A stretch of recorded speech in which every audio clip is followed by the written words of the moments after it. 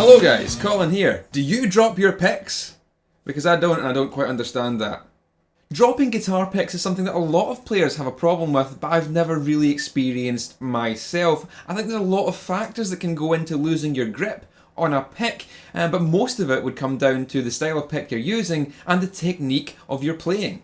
My go-to picks in the past have been things like the Gravity Sunrise and more recently Dragon's Heart guitar picks, and these are thick picks so they don't flex, they're fairly small, and I don't really have much of the pick sticking out the bottom of my fingers when I'm playing. Don't use too much of the pick, so I've got a really good grip on these things and I never ever drop them. Now I'm a great advocate of these thick picks such as the Dragon's Heart and the Gravity because I feel that they give benefits in picking technique, precision and tone.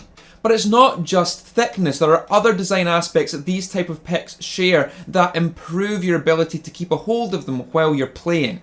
Now you'll notice here on the close-ups that both of these styles of pick have a deep bevel around the edges. Now that's not just because they are thick picks and you need a thinner area to play with, but it's also so that the strings will release easier off the pick. The beveled edges allow the pick to strike the strings and release it again without catching the string and the string trying to pull the pick back away from you, which is what you find with Tortec picks and other flat picks without this sort of bevel. Unbeveled picks don't release the strings easily when you strike them, and that back force you get from the string trying to pull on the pick, combined with sweaty hands, can just fire a pick into the abyss. Other features you can get with these higher end, thicker guitar picks is things like here with these Gravities, these grip holes. These allow your soft, fleshy fingers a bit more surface area on the pick and prevents them again from getting slidey on the flat surfaces. You'll also find a lot of these picks have laser engraved logos, and that goes a long way to helping the surface area in contact with the skin as well.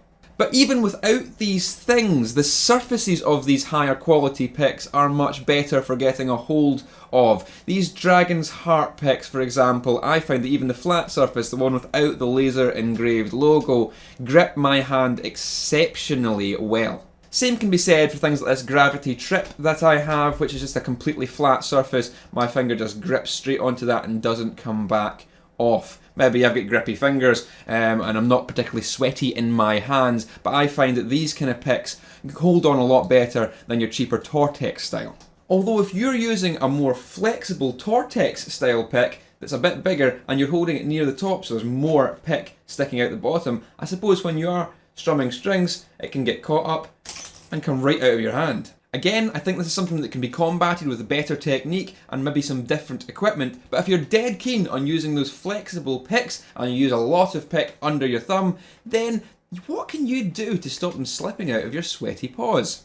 Now, a lot of companies have tried to rectify this problem by including raised areas on their picks. You'll see some sort of tread plate pattern raised from the pick level, and that's supposed to give more grip. Again, the more surface area thing, but it's something I don't like. I don't like having raised areas. Recessed areas, they're not so bad, but raised areas, really don't like that, and I know there's other people who are the same. The cheapest and quickest method of modifying your pick so that will give more grip is something that a lot of people have done for a long time, and that is to take a razor blade and just slash and score the surface of the picks. This technique is effective because, again, it increases the surface area that your thumb can grip onto. You've got some recessed grooves and some raised areas where the plastic has been channeled out by the blade, and it gives you better grip on the pick. I don't like doing this, however, because it's permanently damaging the pick. The results can be quite sharp and not comfortable in the hand. Just generally, it's a bit unprofessional. It's a good for a quick fix if you have this problem, but it's not something that I would advise when there are more elegant solutions. I think we've all heard of Gorilla Snot, the putty-like substance that you can put on your hands to give you better grip over your guitar picks, or drumsticks, or sporting equipment, whatever it happens to be, but it's a bit messy and I don't think that's ideal for a lot of situations. Fortunately though, there are other products available that can help you with this problem, including these lizard grips. These are thin, textured adhesive silicone pads that stick onto your picks directly and give you a better grip over them.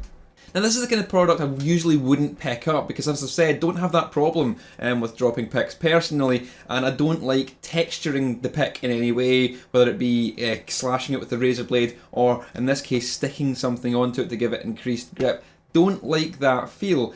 But a lot of you expressed some interest in the Dragon's Heart picks and the chicken picks, wondering how are they for grip? Do they fall out the hand? Do they just fall away? So I thought I'd get these and see if they're any good, and if there's something that might solve your problem.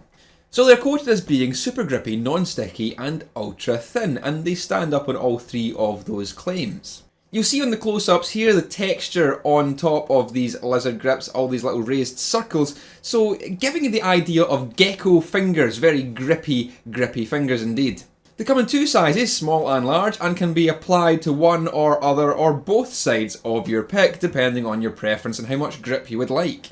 One concern you might have is, will these lizard grips peel off the pick while you're using it? Will the motion of your hand actually break the contact between the adhesive and the pick, and the little silicone pad just rubs right off? The answer to that one is no. I've tried to remove these pads from picks and it's not easy. They are not going to budge. It does say here that they'll remove cleanly, so they won't leave any sticky residue when you do get them off, but expect to be putting a bit of elbow grease into getting these back off your picks after you put them on.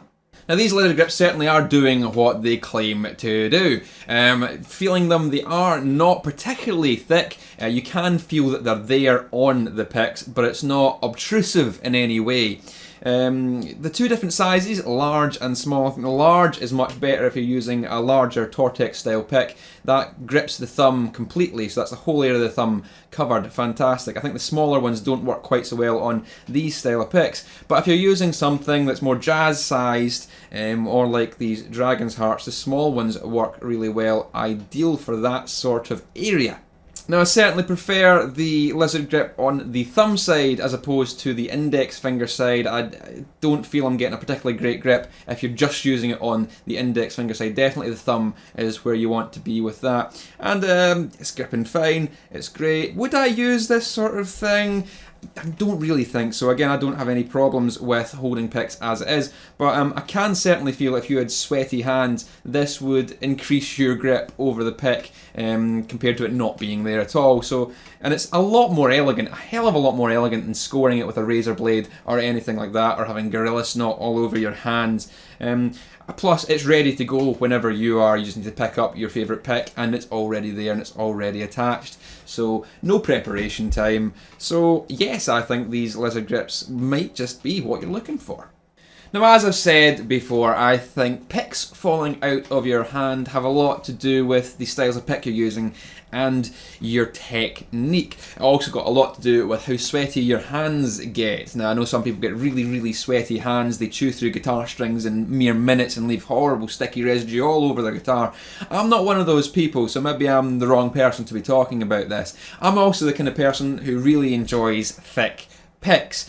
Thick bevel picks that don't hang up on the strings so much. I've even made this pick here out of ebony and it's over 6mm thick, and I think that is fantastic. It's a very different feel and requires a lot of precision and technique to use, but I like that as a sort of training element. So maybe I'm an anomaly here in that I don't drop picks. But if you are one of those people who have sweaty hands and drop picks regularly, as you can see, there are things that can help you. The first thing you can do is try altering your technique. Maybe you are much of a strummer and you like to get that clacka sound from the pick. That's perfectly fine, but you should try holding the pick a little bit near the bottom and maybe counterintuitively not holding it so tightly. Holding it so tightly might be what's causing it to catch on the strings that little bit more. Maybe if it can move out of the way of the strings, so by holding it a little bit more lightly, you won't have it springing away from you and you have to search the observable universe for it.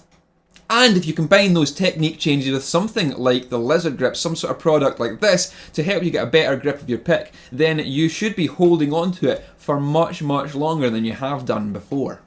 Now that's all I've got to say on guitar picks for right now, so if you like this video and want to see more, then you can hit that subscribe button up there and that will let you see all the content I'm bringing out in the future. I'm also available on all the social media and you can leave a comment in the comment section below. All the links to everything are in the Show More description box under this video, including links to the Lizard Grips website if you want to go over there and buy some of that product and help you out with your grip. Anyway, that's all for just now. I'll see you later, and keep it loud.